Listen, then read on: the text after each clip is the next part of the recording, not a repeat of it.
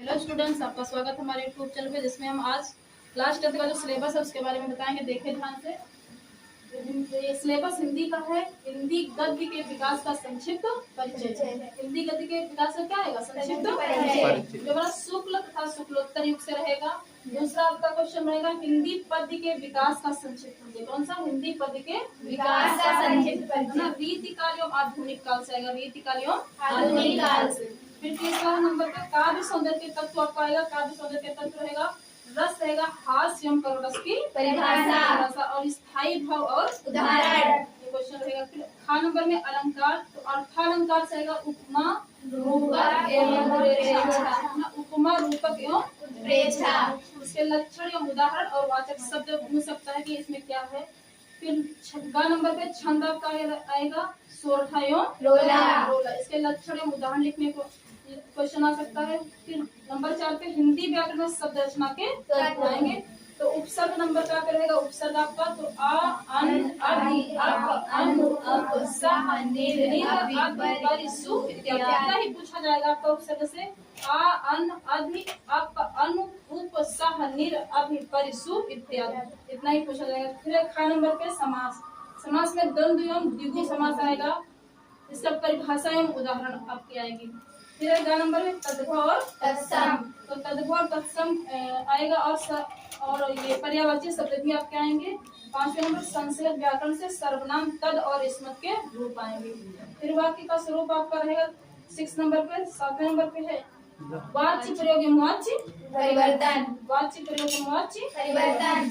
फिर है पद परिचय, विकारी एवं अविकारी शब्द। विकारी एवं अविकारी शब्द ये खंड आ में रहेगा। आपका कितना किसमें रहेगा? खंड आ में। खंड आ में आपका रहेगा और इसमें से 20 नंबर के क्वेश्चन आएंगे। कितने नंबर?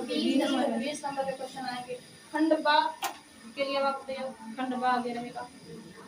ये खंड बा हमारा गद्य हेतु निर्धारित पाठ्यक्रम से गद्यांश पर आधारित प्रश्न आएंगे और गद्यांश रहेगा उसके आपको प्रश्न उसी गद्यांश का पर करना होगा आधारित।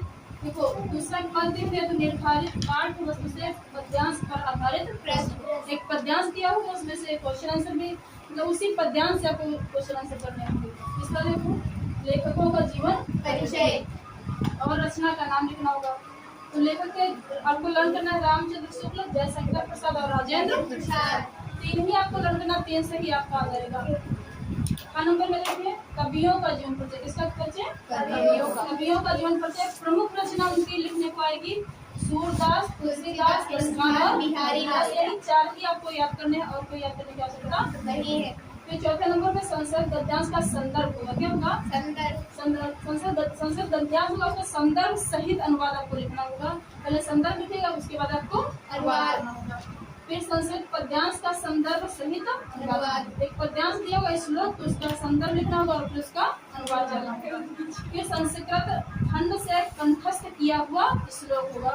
तो आपको 3 श्लोक लर्न करने हैं, उसमें से 2 श्लोक इसमें पद्यांश में जाएंगे और एक आपको याद रहेगा वही आपको लिख देना है।